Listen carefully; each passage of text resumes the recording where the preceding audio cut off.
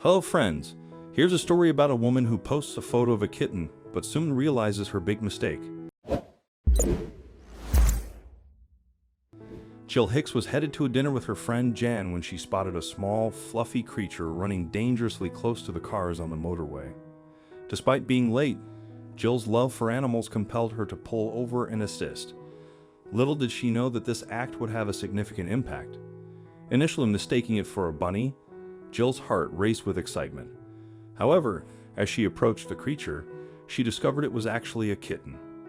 Overwhelmed with affection, she texted Jan about the situation, knowing her friend was accustomed to such behavior. What happened next in the car left Jill incredibly anxious. When Jill put the kitten in the back of her car, she began to make it abundantly clear that she was not happy. She was leaping all over the place, clawing at the upholstery and looking completely startled. Jill started to fret. If this is what the kitten was like in the back of her car, what was it going to be like around her three other pets at her home? Jill was about to find out in the worst way possible. When Jill got the kitten home, she was taking no risks. She went into her garage, which was separate from the house, and made up a box for the kitten. It looked like it had tired itself out and was more willing to be calm. At last, when she heard the door creak open, pandemonium ensued. Jill's dog Bob had a nose like a bloodhound despite being a West Highland Terrier, and when he ran into the room he could immediately smell something wasn't right. He ran straight up to the kitten and started howling with his hair standing rigid on his back. The kitten leaped out of the basket hissing, and Jill had to grab her to keep her safe. She slashed Jill's face in the process. This was only the beginning of Jill's trouble.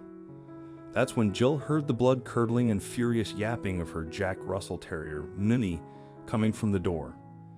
The kitten had heard enough and launched herself onto Jill's desk where she studied. No, no, no, no, she thought to herself. This is where she studied for her doctorate in animal behavior, and she had her freshly bound thesis sitting on the desk. She was due to hand it in tomorrow morning, which was the final deadline. Jill stood there powerless, watching what happened next. Jill helplessly watched as the kitten shredded her painstakingly crafted thesis while fending off aggressive hounds. Her entire doctorate was at stake, and she had missed celebrating with a friend due to her compassionate but regrettable actions. Consumed by fury, Jill stumbled upon an unimaginable discovery. Overwhelmed and desperate, Jill knew she had to find a solution before the 10 a.m. deadline the next morning. Her best friend Jan's angry texts only added to her misery. However, when Jill sent Jan a picture of the cat, the response she received surprised her.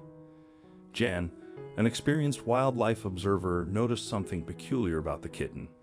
Following Jan's advice, Jill shared the cat's photo in a specialized wildlife group on Facebook and received a chilling response. As it turned out, the adorable bunny Jill had rescued was actually a baby bobcat. Shocked by her kind-hearted blunder, Jill was directed to a wildlife sanctuary that handled wild cats like bobcats. With the kitten in tow, Jill promptly arrived at the sanctuary, where they confirmed its identity and expressed gratitude for her kindness. With no time to spare, Jill bid farewell and rushed home to salvage her doctorate. It was totally destroyed. She felt her heart sink down to the pit of her stomach. She Googled doctorate binding places, and there was one open at 9 a.m. just beside her college. She arrived there at 9 a.m. and the clerk informed her it would be 45 minutes await. Jill was cutting her hand and deadline very tightly. When she got it, she ran like her entire academic career depended on it. She had mere minutes to decide her fate. Jill got the doctorate handed in by the skin of her teeth.